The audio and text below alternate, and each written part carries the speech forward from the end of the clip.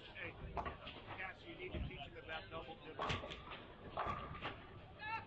it's a bit of a triple dip then.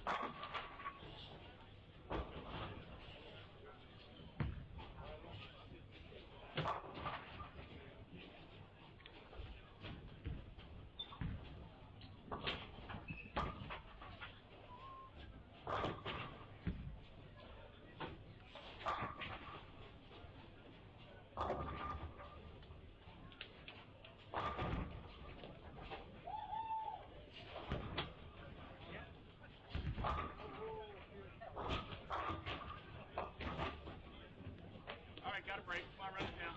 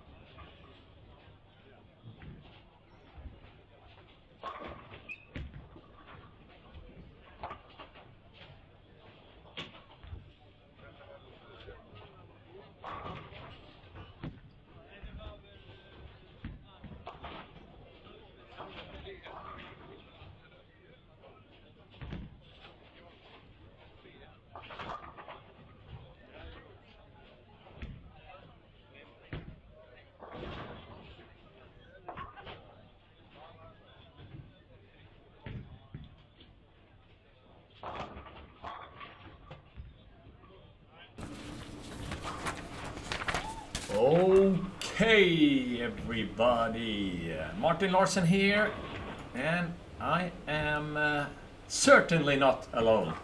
It's with a great pleasure and a lot of joy for us to welcome the legendary Randy Peterson to Sweden. Thank you, buddy. Thanks for having me, Martin. What an honor to be here at this great event and to be working with you and all of the great people here. My first time in Sweden, and when I got the call on WhatsApp, I think it was a text message from you, and it was like, "Hey, do you think maybe you'd like to come to Sweden?" And I'm like, "Yeah." So, yeah, thank you so much for having me. What a absolutely spectacular event, and I can't wait for tomorrow. Yeah, I mean it was pretty special when we started thinking about what can we do to make last year's event a little bit make this one a little bit better than last year. One of the things was of course the TV show or the finals, and the people were talking about, well, what about having professional commentary? I said, well, those guys are they're busy and it's tough to get them here and. Not that busy, Martin. Not that tough. It's kind of a downtime right now. Cool. So no, it's been it was great. So I guess before we start talking about bowling, I haven't bowled a whole lot this week, and I have to blame it on you a little bit. Well, you have to prioritize. Yeah. And part of you being the host is you have to take me out to play golf. Yeah, so that was actually not my choice. You guys have seen pictures of me on the golf course the whole week, and I just had to.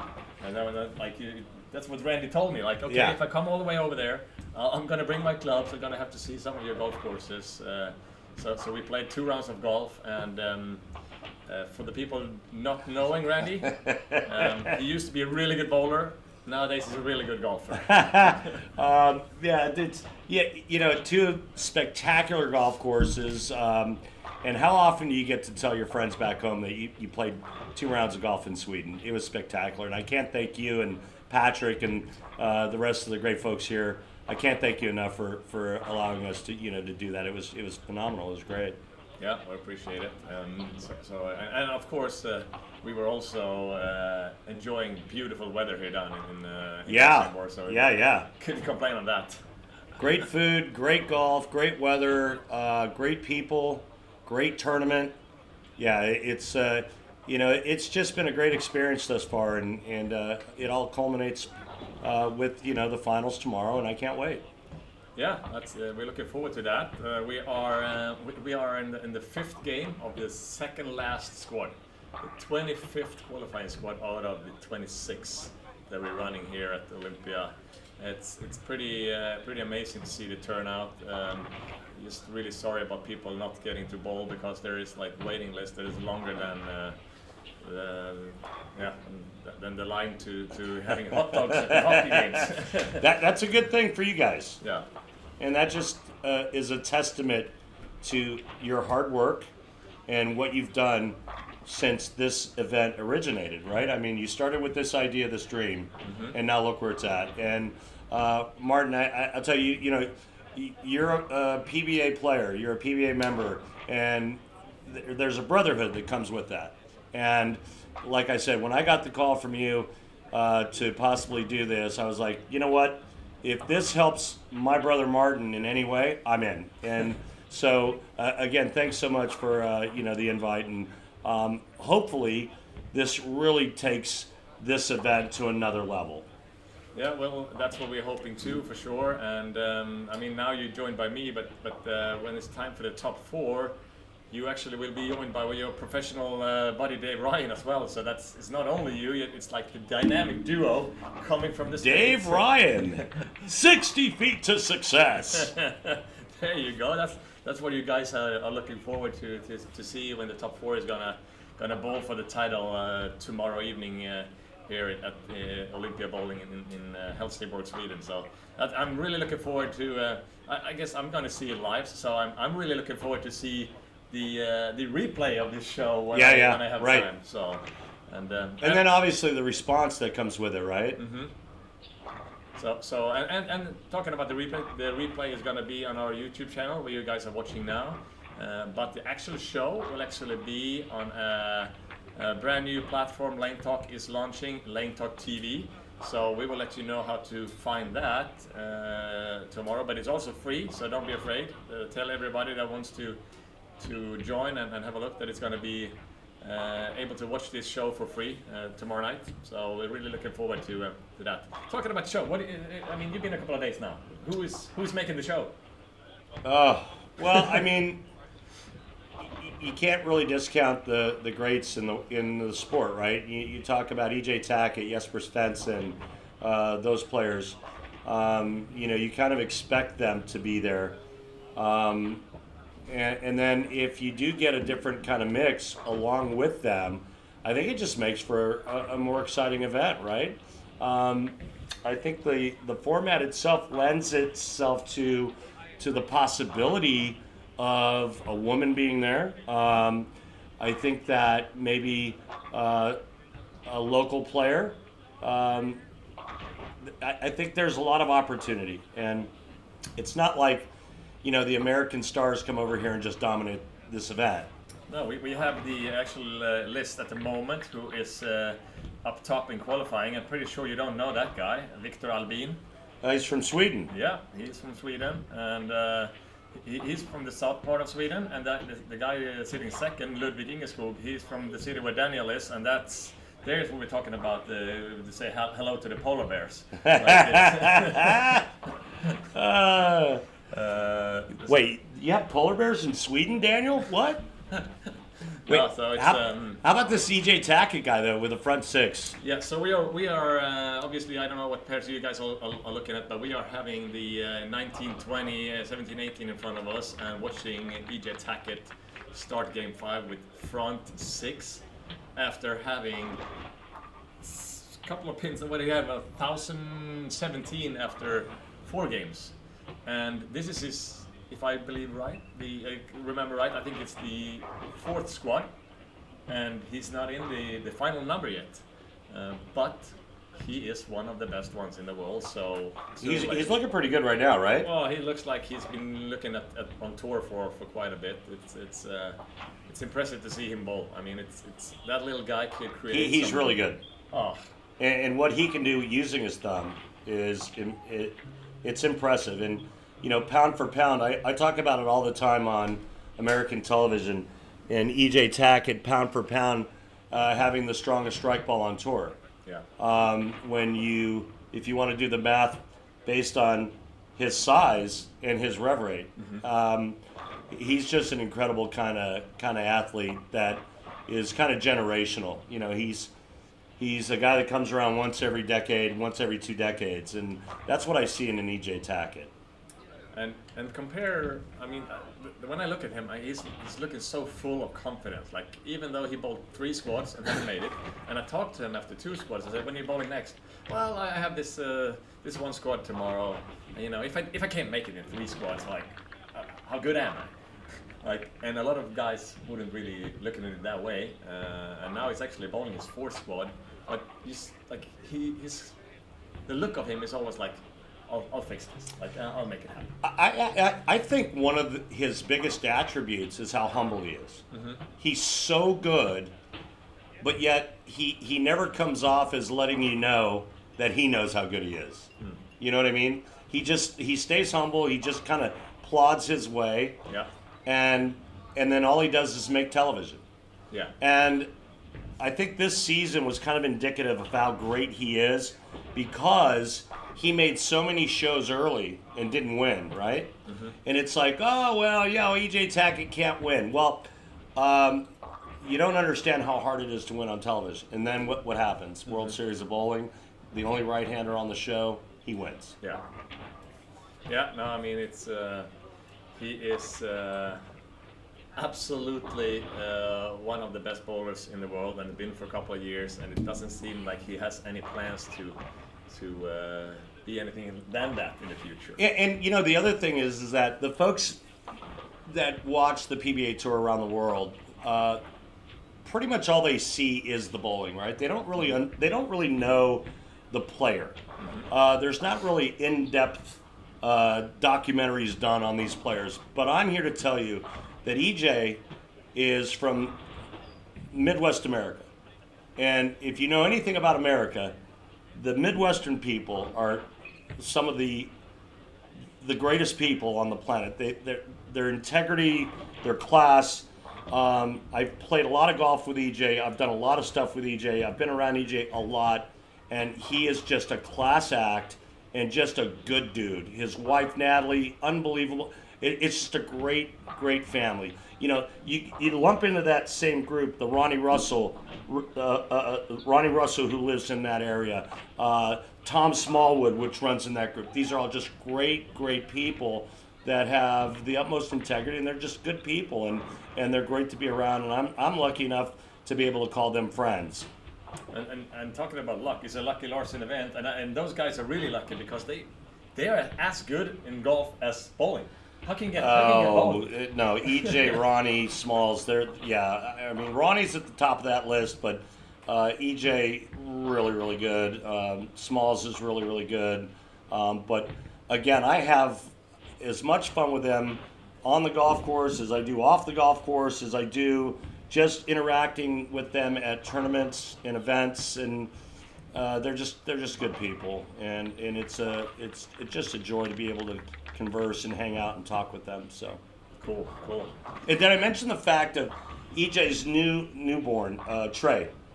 He is the cutest kid you'll ever see, and I can speak from experience because babies tend to not take to me very well.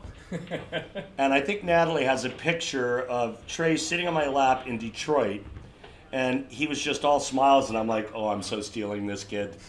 I'm stealing him. So, all right. Yeah. Anyway, enough about that. EJ Tackett, just an immense talent in our sport, and number one player on the tour for the last couple of years. He's going to win Player of the Year again, and it would be nice to see him cap kind of the season off with a win here at the Lucky Larsen. Yeah, Martin, let's talk a little bit about, as we watch the action, it's great. Let's talk a little bit about you and your staff and the work that goes into putting on an event like this. I'd rather talk about other things than myself, but okay. Let's spend a couple of minutes on it. Hang on, I'm asking the question, so you have to. Yeah. Now you have to answer. It's. I mean, this thing really is a teamwork. We are a couple of guys that are putting a lot of hours in, for sure. Really happy about it because we're really bowling geeks. But I would lie if after tomorrow night we will pass out. It's a lot of work. Yeah, it's a lot of work. And people don't realize how much work goes into an event like this. Absolutely, and I think our kind of way to success is that we have a group of people that really loves bowling and are good at different things. Right. So obviously, when my friend Daniel called me up a bunch of years ago and wanted to do this, I didn't really know that he was capable of working as hard as he actually is. I don't know. Ouch! I don't know how he do it because I was afraid of putting my name on something and put my name in the trust of somebody else's work. I'm not afraid anymore. No, you shouldn't be. So hats off to Daniel for all the hard work, and it's couldn't do it without him for sure. And then we have Patrick. We get to use his center, his beautiful center, and I mean you can pimp out a center and have maybe the tournament in other centers, but what makes this center the best is his crew. Like this place is spectacular. I mean, oh my goodness. Thank you, buddy. This place is unbelievable, and that feast we had my first night here. Oh my goodness. I had to kind of beg you to try the food? Yeah, come on, Randy. We're going to get some food. No, I'm good. No, we're going to eat. And the next thing you know, folks, is Martin's literally putting food on my plate. You got to try this. You got to try this. You got to try this. So we sit down, and I start eating, and it got real quiet. That's not very often with you around. I get paid by the word, Martin, just so you know.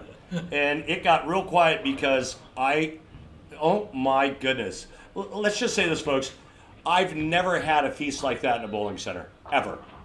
And I've been around a bit. You've been to some, yeah? Yeah. But this was the first one over here. It was unmatched. No, it was really a great food. And that's the thing. Like Patrick happens to have the touch to find the right people. Everywhere from the mechanics to the chef to the guys pouring beer. Like they're just happy and good at what they do. Yeah. And that's the way he treats them.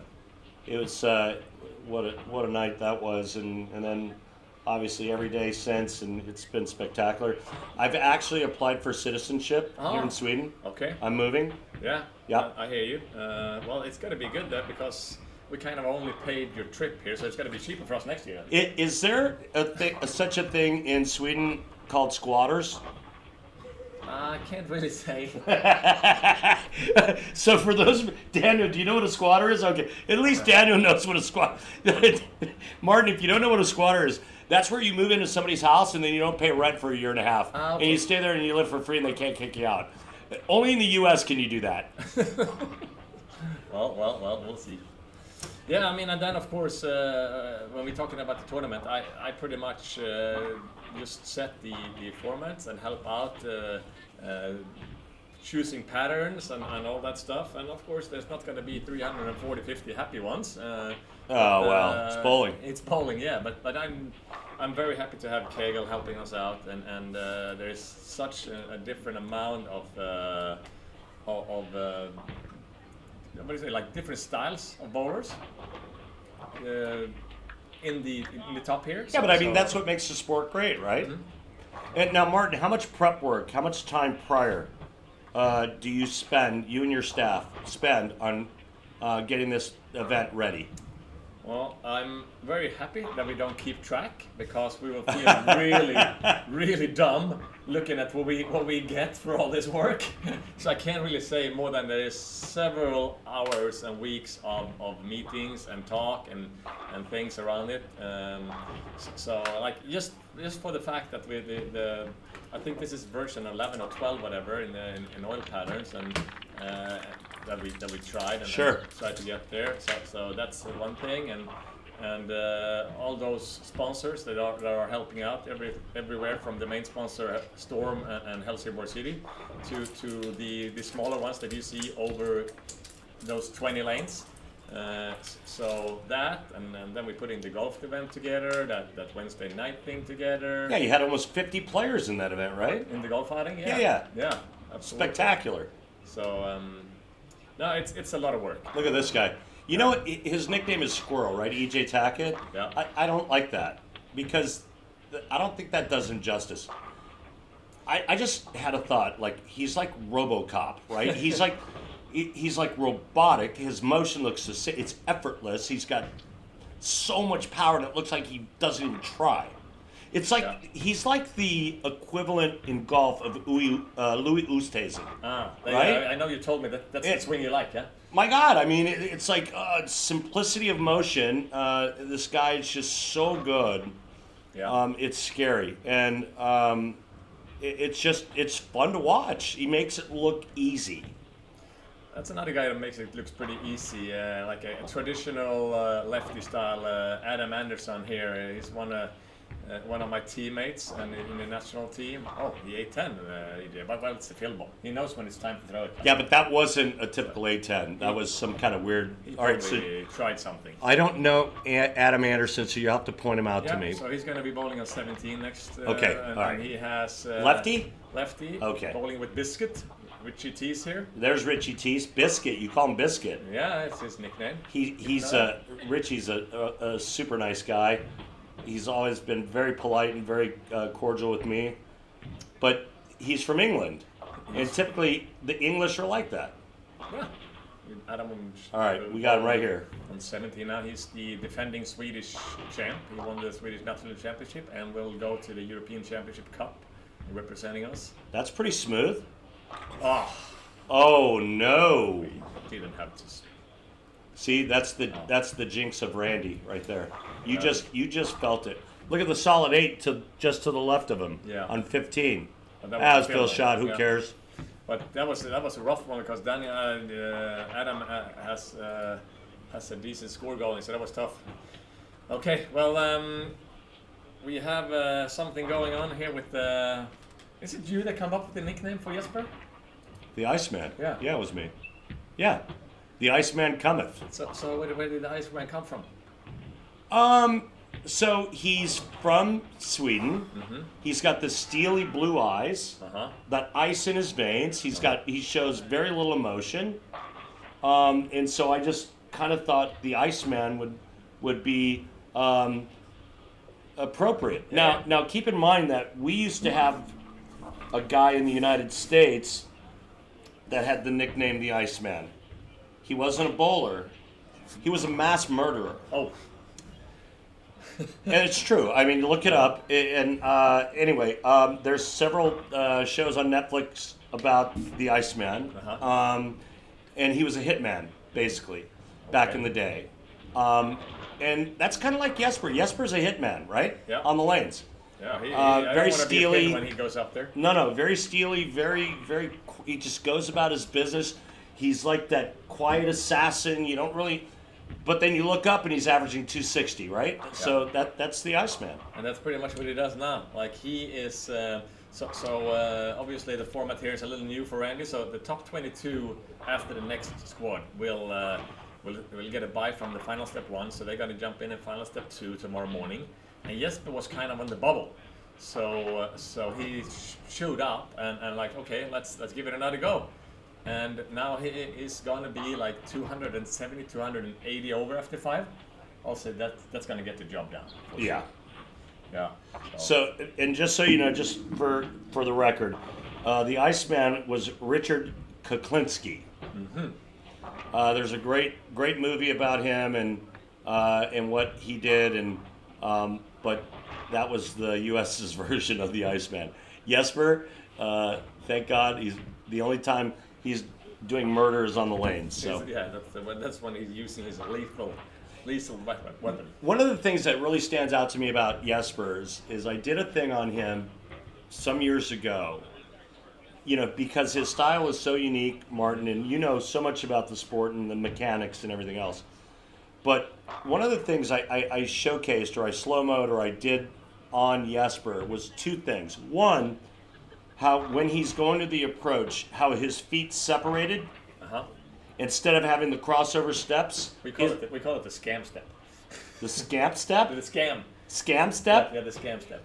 So he had the scam step, but also there was a point in his approach where both feet were off the ground. Yeah.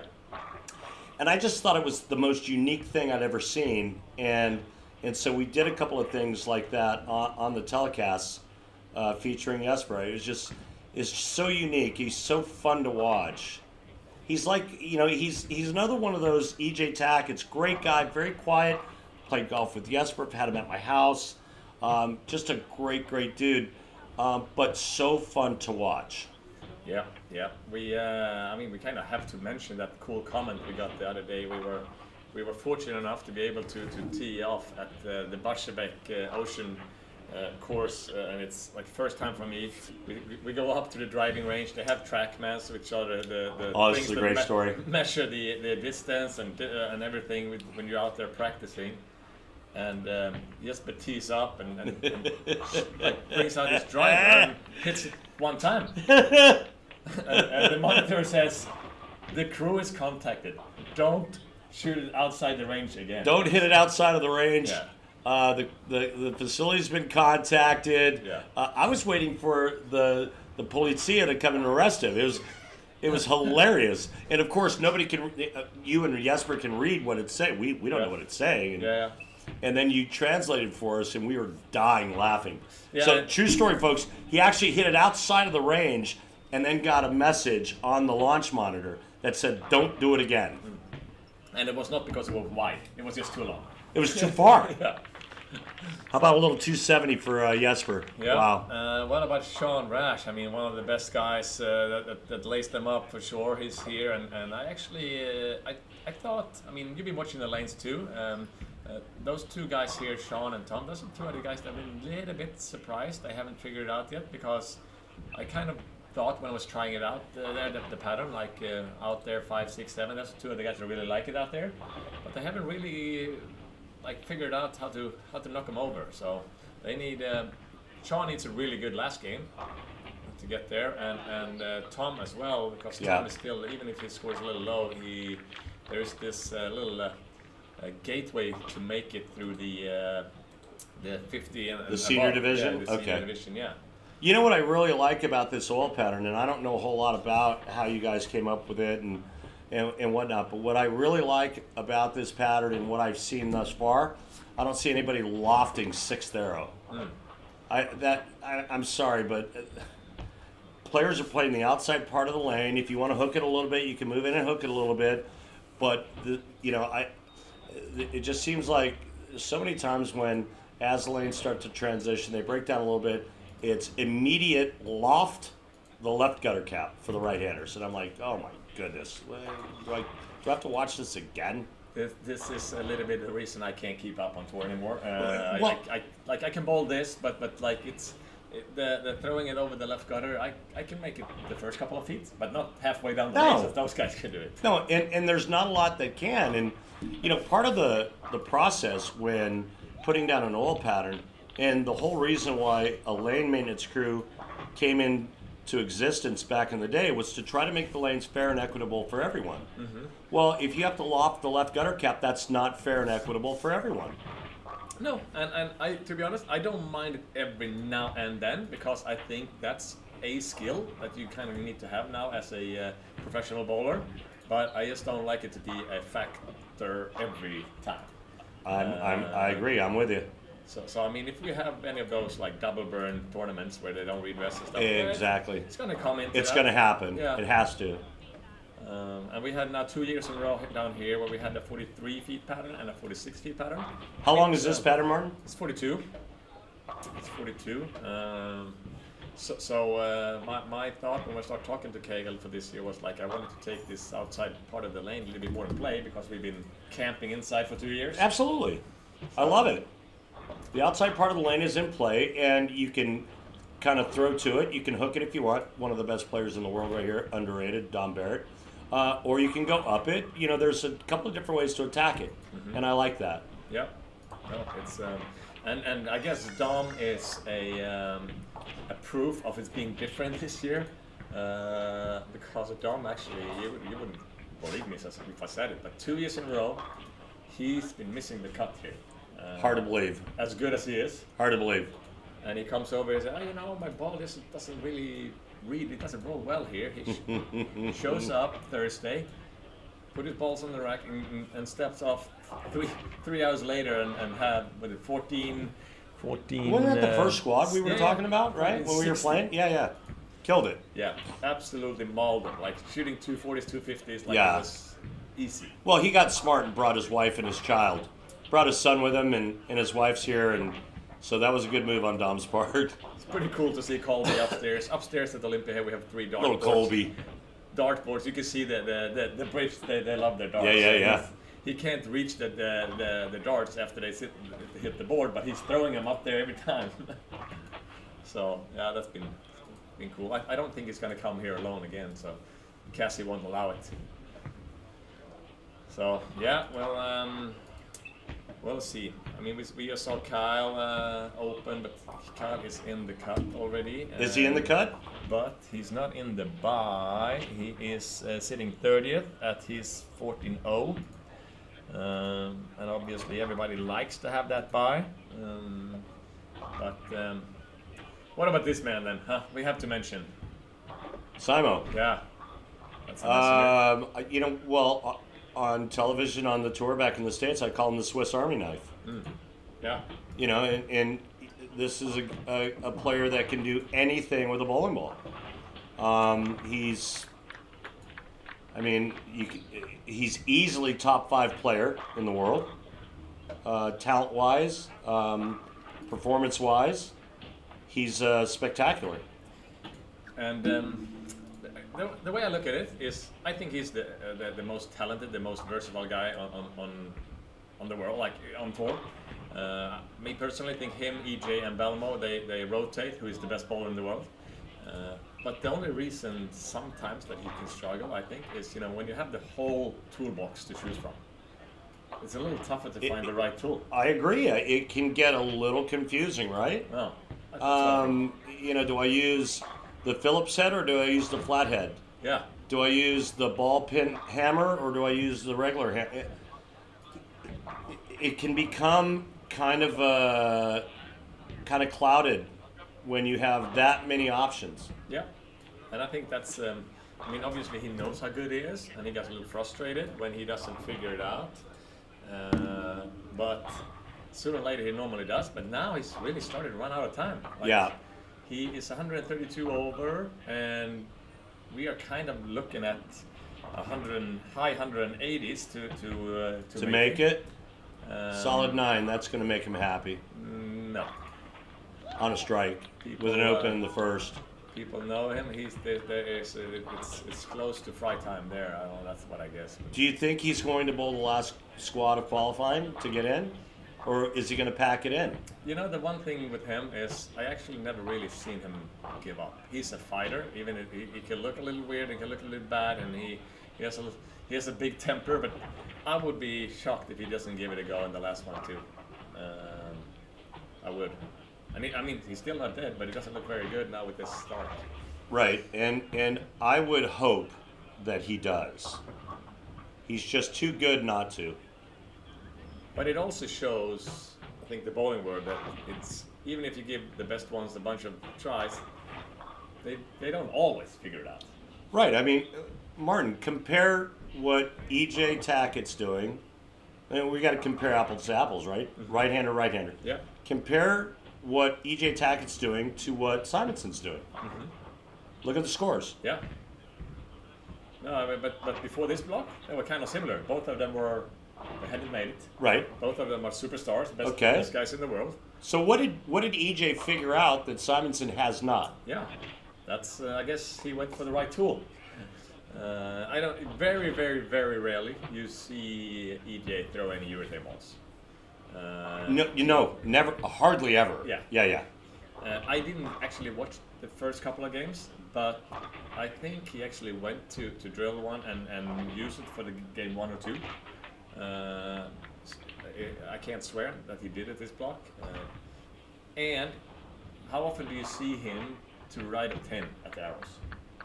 Not very often, huh? No. When it's time for EJ on TV, 9 out of 10 times it's around that middle dot. Oh yeah, arrow thing. Sure. He might feed it to that spot, but yeah. So oh. 9 again. Okay, hang on a minute. Take all the sharp objects out of the room because Simonson just left another solid 9. That's back to back. Yeah, I'm pretty glad I'm glad we're in here and not out there. Just saying. Well, we might get company soon. Who knows? Well, that sucks. Bowling is rough though. That sucks. I've been in those shoes. We've all been there. We've never been at this level. Even in my heyday, I was never at that level. No. I had some nice runs, but never at Simonson level, never at EJ Tackett level, never. And a lot of times I try to put myself in their shoes, right? And I try to think about, well, when you get to that level, and you have the kind of crap that's happening to Simonson right now, just in this game, for example. Yeah. It's got to be way harder to swallow than when you and I were at our best level, right? Yeah, well... it's like, oh, another solid 9. Well, shit, I'm used to that. Well, in another way, if you look at his resume and his bank account, it should be easier to take it than for us. You would think. And that makes perfect sense. But you got to... And we struggle with this, right? When we talk about Simo. Yeah. This kid, when he came out on a tour, didn't have a whole lot. Mm-hmm. Now he has a lot. Yeah. He's worked. He worked his way out. No doubt. No. Nothing was given to him. He busted his rear end and he earned. Look, he's earned everything. Yeah. I think it's harder because of the success he's had to accept that. Probably. Yeah. No, it's a rough one for sure. What do we got here, Daniel? What did you do? You just switched on us? Yeah, so now we have our eyes on the end pair again, like the 17, 18, 19, 20, and our defending champ is another unbelievable great bowler that hasn't made the cut yet. Well, and he's at 1139 for 5, right? Uh-huh. So he's 139 over, Yep. starting with a front 5. So he needs a big game to get in. Obviously, I mean, it was pretty cool to see him win his first one at our tournament here last year. Even though he beat one of my best friends and travel buddies, Jesper, in the final. And then, I mean, the amount of telecasts you've been commentating this year and mention our tournament and his first title, because he kept making a bunch of shows right after it. Right. But he hasn't really got the second one yet, so we'll be seeing. I mean, it would be bad if he doesn't make the cut and don't have a chance to defend. Yeah. You got Kim Bowlby over here on, I believe it's 17 and 18? Yep. Is that right? Yep. I got a great story about Kim Bowlby. Mm-hmm. Years ago when he first came out on tour, I think he made a telecast, right? Yeah. And I was interviewing him and I said, so how do you pronounce your name? And he said, Kim. How hard can it be? Oh, that's funny. It's a true story. But it's funny. That's a good one. Yeah, and you're commentating. You don't. And I'm like, yeah, I can. Oh, that one. I can get that one. Yeah, thanks, Kim, for that. That was a good one. Yeah, I mean, Kim, Nice kid. Kim had I mean, he is another guy that puts his life into bowling, and being around him, and he was also practicing at the same center and bowling the same team as me here in Sweden. I mean, he lives and dies bowling, and I don't know what he would have done if he didn't make these tour trials that ended the other week. Did he make the tour trials? He did. Good for him. And he was working his way up there. He was behind on Cheetah, or it was not Cheetah, but the short one, and he worked, and he finally got there in the end. So hats off for that. Good. So he's exempt for next year. He is on the exempt tour next year. Yeah. Awesome. So he truly deserved it the way he's been fighting it. So hopefully he will. He's a guy, like, he's been winning a lot of places around Europe and Asia, but he never really had a success in States. And I don't know if that's just the way he looks at the lane and stuff. You saw that one on lane 20? I did. Josh Weems. That's one of the guys in the pretty fresh Storm Evolution team. The Storm guys over in Utah got together and created a team of young up-and-coming bowlers to try and support them different kind of ways with helping them to become better in understanding the game and stuff. And they called me up. Gary called me up and said, "Hey, is there any chance you guys can have them come over to Sweden?" I said, "Well, we would gladly welcome them here." And basically, the only thing I've been doing is let them know how things work over here, and let them know about transportations and trips and what to do and stuff. And we hooked them up with a little bit of a cool thing last year when they bowled against some of the young Swedes. And this year they come a little early and they bowled a youth tournament the weekend before. And here they are. And look at that guy. I mean, 12. He's killing it. 1195 for 5. Now, Martin, I got to tell you that I think that this Josh Weems guy, or I'm sorry, yeah, Josh Weems, I want to say that I covered him in Chicago in February at the event I did for Beat the Pros. Probably. Or, I'm sorry, Beat the Champ. Okay. And it was an event that we did in Chicago. AJ. AJ, Jesus, how do you miss a 4-pin? Especially when you need it. We did an event called Beat the Champ. Belmonte was there.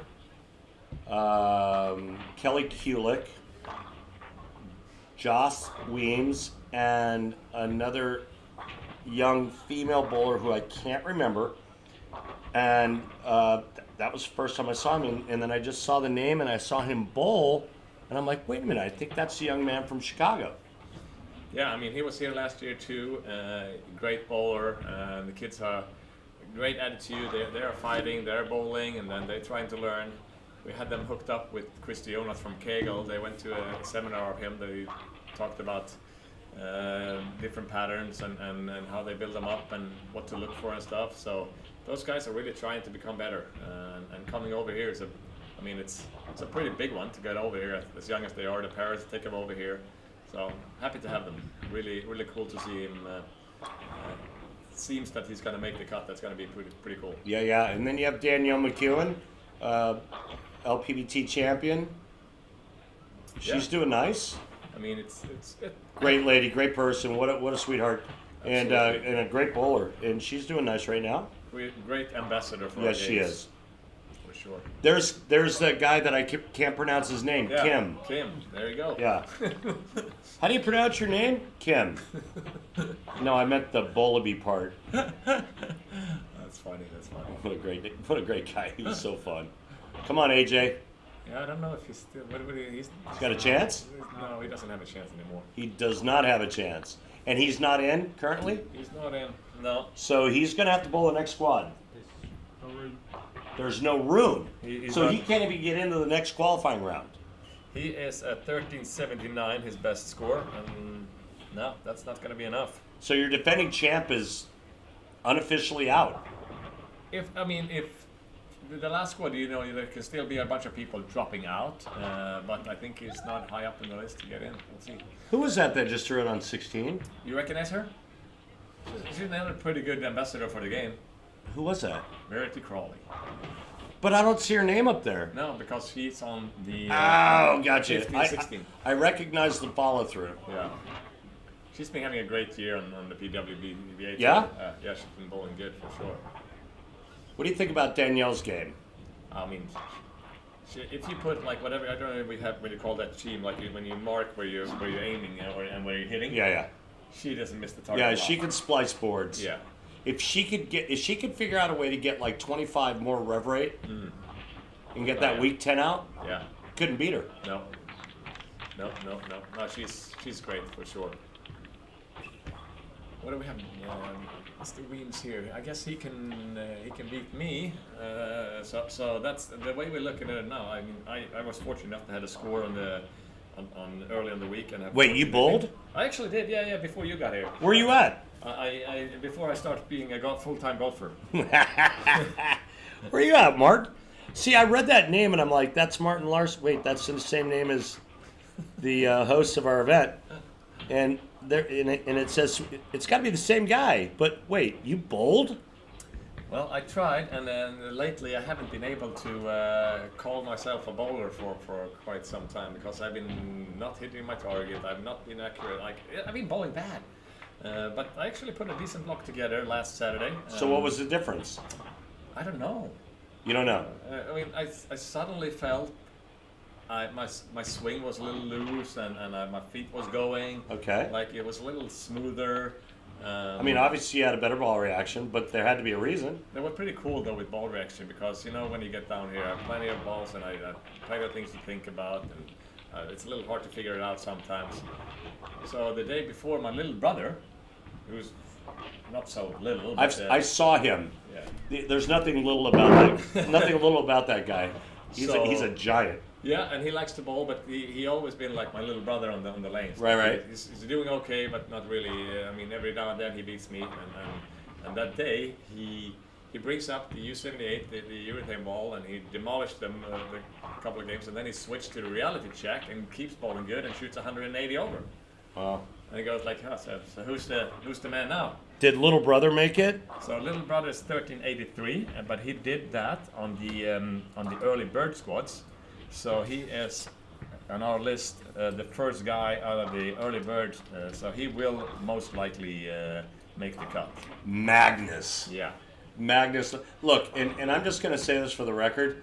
Anytime your first name is Magnus, you're a badass. I'm just saying. Yeah. So the day after I go up on the lanes, I say, okay, let's try that. So I used my IQ78 for 2 games. Okay, switched right to the reality check in game 3. And it worked. He takes the credit for it. He gave you the blueprint. Yes. You followed it, Yeah. and it worked. Yeah. Yeah, but you still had to execute. You still had to make shots. So, and congrats, bro. That's awesome. Let me ask you this, and I don't want to jinx anything, right? Mm-hmm. But Yep. what would it be like? You know the question. What would To it see be him like? win? No, not him. What would it be like if Martin Larsen won his own tournament? What would that be like? But yeah, that's. I was hoping not to get that question.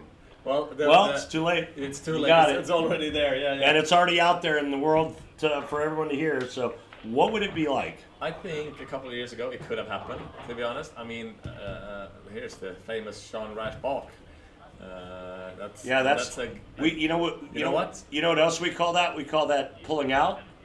Something that Kanye should have done. Yeah, well, talk about something else. No, I mean it's live stream. We can say that, right, really, Daniel? Yeah. They're really. This one is a big one.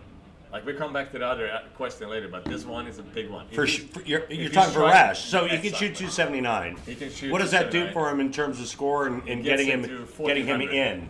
And there we got front 10. And then you got Bohr. Yeah, and then you got Bohr with front 10, but he's 100 back of Rash, no? Yeah, but you know what we have here in the Europe kind of weird bowling format. Okay. There's this last gateway, the last chance to get into the cut is to shoot a high last game.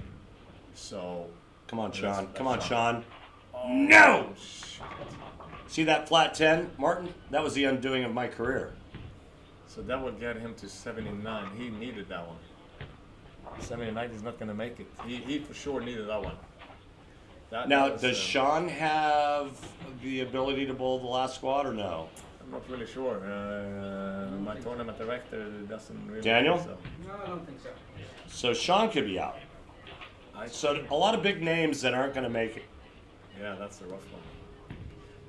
Yeah, I'm talking about. Get back to Nathan then, because I think at the moment, that's a good one. Carl Wahlgren, the guy who runs the shop here and bowls on tour a little bit, he's at 299. So a 299er, that means if Nathan shoots this strike, he's going to take that spot, the last 50-second spot, turbo in game 6. No kidding. Now what happens if Nathan gets 9? Then they tie. Then Nathan bowls 3 games and calls. No, I'm just kidding. No, we use the high block in that case. And Gotcha. I don't know what Carl has. Look at Rash. Look at that. Look at that picture. I'm feeling him. Look at that picture. That's sports, folks. That's what happens in sports. I mean, he's been bowling as long as I did. One of the guys that bowled on the Team USA and amateur and stuff. And when I started going to Vegas and stuff for the first mega box and everything. I guess. Come on, Nathan. Come on, Nathan. Yeah, baby. Right on. Sportsman Rash there at least. Yeah, man. Happy for Nathan Bohr. That's awesome. The locals don't. Love Nathan. The locals are not as happy because that means that the local pro shop guy called Wahlgren is out on that one. That's pretty rough though. High game 6. Wow. And he shoots 299 and that's not enough. Wow. Look at the dejection on Sean Rash's face, man. That pretty much tells the whole story and just how brutal this sport can be at times. So when this guy Victor Albin shots 15-25, I said, well, that's probably going to be our tournament leader. But nah, here he is. Who's this guy? Lane 7. Heard of him. Every now and then he gets it together. What a monster. What do we have? A possible... Well, he actually needs to double to win the qualification. Not that that really means anything, but I guess he likes to be up there, huh? I don't see his... Oh, there it is. So it's going to be 15-51 with strikes out. Every game I've seen him bowl, he's got like a 6 or 7 bagger. You kind of need that to shoot 250, 260. Man. So, does he have a chance to be the squad leader? He does. He needs this one to lead the qualification. Like the entire qualification? Exactly. And then obviously, besides a bye, what else does that get him? Basically confidence. A buy, a beer, and confidence. You know okay. I don't know if he's in the lucky game thing. We have this extra. You pay like $50, 150 Swedish, and you needs to strike in 10 different frames to put a lucky game together. Yeah. And have a chance to win a Rado watch for worth over $5,000. Oh wait, what? You actually have it in front of you now. Yeah, it's a Captain Cook Rado watch, 5,000 US. And you get this for doing what? if you need to enter the lucky game, and the lucky game is 10 random frames over the 6-game block, and you need to strike them all to make like a good game. And there's 2 guys, Theodor Samuelsson and Ludwig Ingeskog, who struck in all those frames to shoot 300. So one of those guys will win this watch. I am so stealing this watch. Oh my God, that is beautiful. Yeah. Oh my goodness, that is so cool. For $15. So you get in for $15? You get it for $15. You get this little sheet that I Yeah, have in front yeah. of you. You need to put strikes in those yellow marked frames. Yeah. And the last frame, you need to fill out a 3-bagger in the last one. Wait, you got to strike out game 6? Yep. Exactly. So the last frame in the last Wow. game, you need to strike out. So instead of a That is, regular that is 300, incredible. yeah, it's pretty cool. So there's one more spot. People have a chance, but right now there is 2 guys. One guy wins the watch. The other guy is gonna have a little nice gift, but not a $5,000 watch. But he's gonna get down to the city here and visit a clothing store and get a $500 jacket, like suit jacket. Oh wow. So like it's yeah. And remember that thing I mentioned earlier about Kanye? I meant Nick Cannon. Okay. I'll try to remember that. Well, the second last squad is about to end. We're watching Kim Bollaby. How do you say it? Kim Bollaby. Kim Bollaby. All right, Kim. And he's showing everybody that Attaboy, Kim. he's worth the spot. What is it? Get him, Kimmy. He can get to. He's killing it. He He can shoot get to 280. 1429. So he's gonna knock me down one spot if he hits another one. Yeah. Yeah, but you're still in. That's all we care about. All we care about is Martin Larson getting there. That's all we care about. I guess we gotta finish that way. I get out of the question. Yeah. If I gotta win my own tournament. Yeah, you pretty much got out of that. Yeah. So. Well, I think this is very slight. PBA title Yeah. in your country, in your home country. To be honest, I think it will look a little bad. I think. I don't think so. Sorry. Okay, I'll give it a go then. I think it would be the greatest thing ever. And you get to call it. I think it would be the greatest thing ever. I might not be able to get any words out if you got there. It's and I would for sure wouldn't be. I'm supposed to join you and Dave for the intro in the show on Sunday night. Yeah, that ain't happening. You're going to be bowling. Well, Kim Bollaby was nice to Lucky Larsen. He missed me with a stick.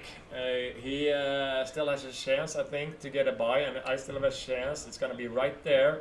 You have a chance to get a bye, Martin? Top 22 gets Top 22, you're still there. EJ knocked me down once, but I'm pretty sure. I haven't seen what he finished. And this, what did Weems get to? I don't know, actually. Whatever. It's been great talking to you, Randy. We'll see when we get back, and maybe have you join us for another game or two pretty soon. Yeah. Maybe tonight. We can do it again tonight if you want. If I'm bowling. Are you bowling tonight? We'll see. It's just about if I get this bye or not. If I don't get the bye, I'm gonna have to bowl tonight. If you don't get the bye, you bowl tonight. So so you're not bowling tonight. You're getting the bye. Tonight at 8:30, guys. There's gonna be final step 1. There's gonna be 30 guys bowling, 6 games tonight, 3 on a pair, and 14 out of the 30 makes it for tomorrow. So hopefully we'll throw somebody in here again to do a little bit of the commentary. Appreciate all of you supporting and following the event, and really appreciate you. Thanks, Martin. Thanks for having me, man. Awesome. Well, best of luck, by the way. We're all rooting for you. Thank you very much. We'll see you soon again, and talk to you soon, folks. Enjoy. Bye-bye. I meant Nick Cannon, not Kanye, because Nick Cannon's got like 11 kids.